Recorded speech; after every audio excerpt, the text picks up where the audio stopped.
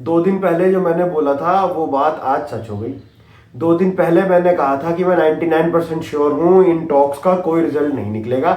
ये टॉक्स सिर्फ ईरान ने थोड़ा अपना टाइम बाय करने के लिए कराई थी ताकि वो अपने रिसोर्सेज को प्रॉपरली मोबिलाइज कर सके और काउंटर अटैक प्लान कर सके या फ्यूचर वॉर की तैयारी कर सके। ईरान अपना न्यूक्लियर प्रोग्राम जिस पे वो सालों से बहुत पैसा और टाइम इन्वेस्ट कर चुका है उसे इतनी आराम से नहीं छोड़ेगा। ईरान यूएस के प्रेशर में भी नहीं आएगा और ईरान को अब एक मिल्किंग काउ मिल गई है स्ट्रेट ऑफ हॉर्मुज। उनके पास अब बहाना भी है कि वो उसको कॉन्स्टेंटली ब्लॉक रख सकते हैं और ब्लॉक रख के सिर्फ वो टोल मनी चार्ज करके उनसे एक कांस्टेंट फ्लो ऑफ मनी या कैश जो बोलते हैं अपनी इकोनॉमी में ला सकते हैं। ये टॉक्स सिर्फ टाइम काटने का जरिया थी और पाकिस्तान को बेइज्जत करने का जरिया थी। अभी हम लोगों ने कल को सुना था कि पाकिस्तान के फाइटर जेट सऊदी अरेबिया पहुंच गए हैं जॉइंट डिफेंस पैक्ट के चलते। मैं लिख कर दे रहा हूं जिस दिन ये वॉर शुरू होगी सबसे पहले ये पाकिस्तानी अपना बोरिया बिस्तरा बांध के घर जाएंगे। इन लोगों को सिर्फ पैसे चाहिए थे जो इन्हें यूएसए से तो मिले नहीं। अगर टॉक्स नहीं कंप्लीट हुई तो अब ये सोच रहे हैं कि कतर और सऊदी से 5 बिलियन जो लेके हम यूएई का और चाइना वाइना का जो हमारे पास लोन बचता है जो उधारी बची है वो चुका दें। तो इससे कुछ होने वाला है नहीं। इनका पैसा फिर भी उधारी का ही रहेगा, इनकी इज्जत वो भी उधारी की रहेगी। जेडी वॉन्स ने बोल दिया है कि हम लोग किसी कंसेंसस पर नहीं पहुंच पाए और जैसा वो कैरेक्टर है कोई कंसेंसस होना भी नहीं था। किसी ज्यादा मैच्योर और बेटर डिप्लोमेट को आना चाहिए था। ये वापिस जा रहे हैं। 21 घंटे तक इन लोगों ने अब पूरी दुनिया का टाइम वेस्ट किया। ईरान ने बोल दिया है कि हमें न्यूक्लियर प्रोग्राम अपना नहीं छोड़ेंगे हम और स्ट्रेट ऑफ हॉर्मुज भी हमें चाहिए ही चाहिए।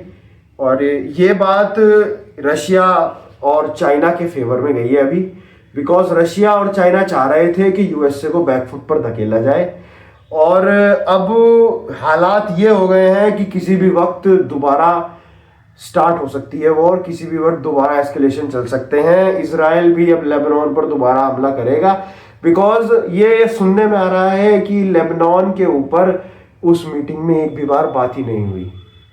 वो मीटिंग सिर्फ पैसा कमाने के लिए थी। ईरान को सिर्फ पैसा कमाने की परमिशन और अपना न्यूक्लियर प्रोग्राम बचाना था। उन्हें लेबनान से कोई मतलब नहीं है। इजराइल जो चाहे वो लेबनान के साथ अब कर सकता है। इजराइल को अब खुली छूट मिल गई है। उनके पास अब बहाना भी है। वो हूतीस को भी मारेंगे, वो हिजबुल्लाह को भी मारेंगे और गाजा में तो जो वो कर रहे हैं और कर रहे हैं। और ये बात आप लोग अपने दिमाग से निकाल देना जो भी आप लोग सोशल मीडिया पर देख रहे हैं कि अमेरिका बैकफुट पर है, अमेरिका के पास से बार्गेनिंग चिप चली गई।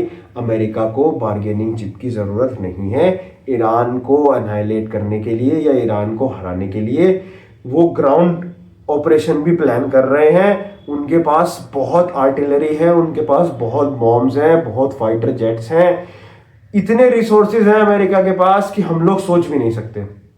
तो जो ये इंटरनेट पर मीम वॉर चला रखी है, हर दूसरा पेज उठा कर बोल रहा है कि ईरान ये कर देगा, ईरान हरा देगा, ईरान ऐसे जीत जाएगा, ये सब आप लोगों को बेवकूफ बना रहे हैं। ये पेड ट्रोल्स हैं जो चाइना से और ईरान से और पाकिस्तान से अपने अकाउंट्स चलाते हैं। तो ये बात तो अब तय रही कि ये वॉर अभी कोई जल्दी टाइम एंड होने वाली है नहीं। हमारे पेट्रोल और डीजल के प्राइसेस बढ़ सकते हैं, एलपीजी का क्राइसिस और आ सकता है। तो हम लोगों को अब इम्पैक्ट के लिए ब्रेस कर लेना चाहिए। और जहां तक रही पीस टॉक्स मीडिएट कराने की बात, बहुत अच्छा हुआ इंडिया ने ये पीस टॉक्स मीडिएट नहीं कराए। क्यों? अगर इंडिया ये पीस टॉक्स मीडिएट कराने जाता तो 4 साइड्स हैं इसमें, इजराइल, ईरान, गल्फ और यूएस, चारों से हमारे बैलेंस रिलेशंस हैं। और अगर हम लोग ये पीस टॉक मीडिएट कराने जाते और किसी भी साइड को लगने लगता कि हम लोग किसी दूसरी साइड की तरफ थोड़े ज्यादा इंक्लाइंड है, या अगर हम खुद भी हो जाते इस सिचुएशन को देख के किसी दूसरी साइड की तरफ इंक्लाइंड, तो हमारे जो पिछले 10-12 साल के एफर्ट्स हैं सबसे रिलेशन बनाने के, वो एक साथ मिट्टी पलीद हो जाते। ईरान में हमारे इन्वेस्टमेंट्स खराब हो जाती, गल्फ कंट्रीज से हमारे रिलेशन खराब हो जाते, यूएस से हमारे रिलेशन जितने बचे हैं वो भी खत्म हो जाते, और इजराइल से जो हम लोग इतने सालों बाद पहली बार 2017 में हमारे प्राइम मिनिस्टर वहां गए थे, उनसे जो रिलेशन, उनसे डिफेंस पैक्ट हम लोगों ने बनाए हैं, वो पूरे के पूरे बर्बाद हो जाते हैं। हमारी करोड़ों की इन्वेस्टमेंट खराब हो जाती। तो आई एग्री कि इंडिया ने एक न्यूट्रल स्टांस मेंटेन किया, वही चाइना ने भी मेंटेन किया है, वही रशिया ने भी मेंटेन किया है। हम लोगों को दूसरों की लड़ाई में जबरदस्ती टांग नहीं डालनी चाहिए। तो जो आप ये लोग पोर्ट्रे कराना चाह रहे हैं कि हमारा देश पीछे रह गया या हमें ईरान से तेल खरीदने के लिए यूएस की परमिशन चाहिए, तो इंटरनेशनल मार्केट में ऑयल का ट्रेड डॉलर्स में ही होता है। तो जिस कंट्री की करेंसी हम यूज कर रहे हैं उस कंट्री से हम लोग परमिशन नहीं मांगेंगे, सैंक्शन हटा दो कि हम तुम्हारा पैसा इस्तेमाल कर लें।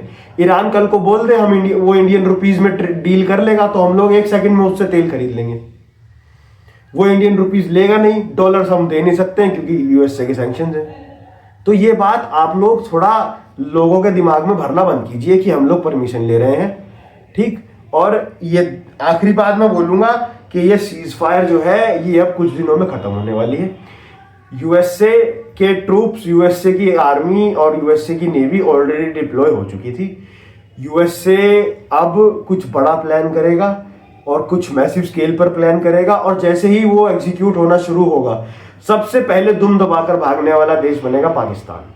वो सऊदी को 1 सेकंड में छोड़कर भाग जाएंगे क्योंकि उनके पास प्लेन्स, उनके पास फाइटर पायलट्स और ट्रूप्स और पैसा नहीं है किसी दूसरी वॉर पर खर्च करने के लिए।